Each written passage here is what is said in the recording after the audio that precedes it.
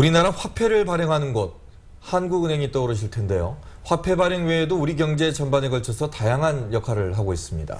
네, 오늘 스튜디오에 한국은행 광주전남본부 이명종 본부장 모시고 말씀 나눠보겠습니다. 안녕하십니까? 안녕하세요. 네. 앞서 말씀드렸듯이 한국은행 하면 이제 화폐 발행하는 곳 이렇게는 알고 있습니다만 그 외에도 다양한 역할들을 하고 있다고 합니다. 어떤 역할들을 하는지 소개해 주시죠. 그러시죠. 한국은행 하면 시청자 여러분께서 가장 피부에 와닿는 일이 화폐 발행일 것입니다. 여러분이 가지고 계신 지폐에는 한국은행 총재의 직인이 찍혀 있고요. 동전에는 한국은행이 새겨져 있습니다. 그 외에도 한국은행은 기준금리를 결정합니다. 통화정책을 결정하는 건데요. 오늘이 마침 그날이기도 합니다.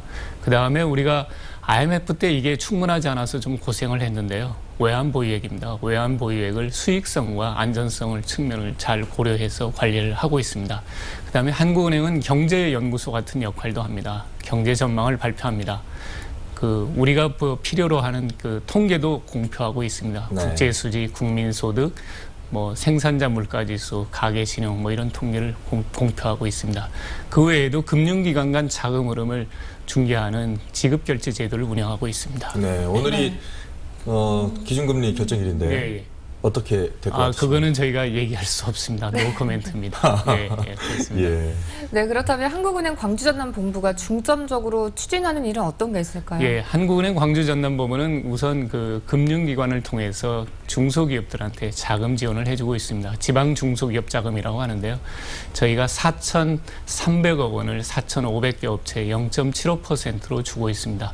그 외에도 우리는 조사 연구를 하고 있습니다. 금년에 가계부채 종합관리 방안이 5월 2일부터 시행이 됩니다. 그전에는 아파트 담보만 있으면 대출을 받았는데 이제는 소득이 있어야 되고요. 그전에는 원금과 이자를 이렇게 같이 갚아나가는 방식이 아니었거든요. 근데 이제 5월 1일부터 그렇게 시행이 돼서 부동산 시장이 어떻게 될지 우리가 조사를 할 거고요.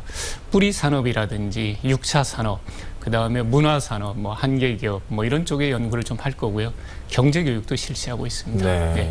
수년 동안 이제 경제가 안 좋다는 얘기가 많았기 때문에 좀 걱정인데요. 더 걱정인 것은 이제 우리 지역의 경제 동향입니다. 어떻습니까? 우리 지역 경제가 저희가 보기에는 좀 안 좋습니다. 수출도 지난해 보면 광주의 경우 마이너스 5.9%고요. 전남은 마이너스 22%입니다. 아시다시피 광주의 주력 산업은 자동차, 가전, 타이어, 반도체 이렇게 되는데요. 자동차, 가전, 타이어 모두 수출이 마이너스입니다. 반도체의 경우에는 엠코 테크놀로지라는 업체가 아이폰에 반도체 칩을 공급을 하면서 그거는 플러스입니다.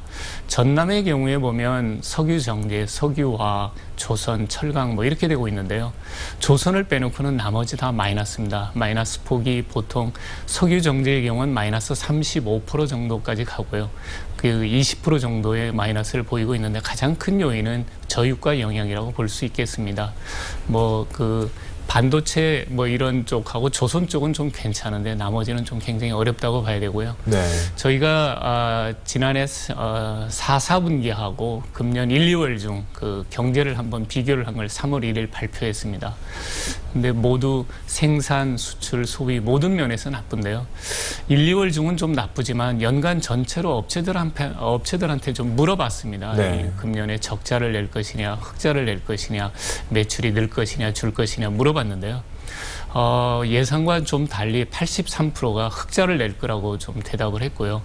매출도 58%가 절반 이상이 늘 거라고 대답을 했습니다. 다만 매출이 5% 이내에 늘고 있는 것 같습니다. 네, 그렇군요. 그러면 지금 우리 지역 경제는 조금은 실제적으로 봤을 때는 좀 낙관을 해도 된다는 얘기인가요? 낙관까지는 아니고요. 지난해 수준보다는 이렇게 썩 좋아지진 않겠지만 그런 정도는 가지 않을까 이렇게 보고 있는데 지금 보면 이제 저유가 그 부분이 가장 큰 영향인데 유가가 조금 오르고 있어서 그 부분은 조금 좀 지켜봐야 될 것 같습니다. 조심스럽게 보시는군요. 그렇습니다. 끝으로 이 지역 경제 활성화를 위해서 꼭 필요한 대안이 무엇이라고 생각을 하시고 또 한국은행에서는 어떤 역할을 해야 된다고 보십니까? 저희가 지역 경제 활성화 방안을 가장 크게 생각하는 것은 이제 청년 일자리 관련인데요. 저희가 자동차 밸리, 에너지 밸리, 문화 컨텐츠 밸리, 쌍둥이 밸리가 활성화돼야 될 거로 생각이 됩니다. 근데 네. 자동차 밸리의 경우 보면 기아 자동차가 62만 대 생산 능력을 가지고 있는데요. 앞으로 수소 연료 전지차 등 이런 걸 보강해서 한 100만 대 생산 기지를 활성화할 예정이고 이게 지금 예타 준비 중인데 통과됐으면 좋겠습니다. 네. 에너지 밸리는 2020년까지 500개 업체를 유치할 목적으로 있는데 청년들의 괜찮은 일자리를 위해서는 꼭 필요하지 않을까 싶고요. 문화 콘텐츠 밸리가 굉장히 중요합니다. 우리가 10억 원을 투자했을 때 늘어나는 고용 인원을 보면 전기전자는 5명, 철강은 4명, 화학은 6명 정도 되는데 문화 쪽은 27명입니다. 그야말로 고용 효과가 굉장히 크죠.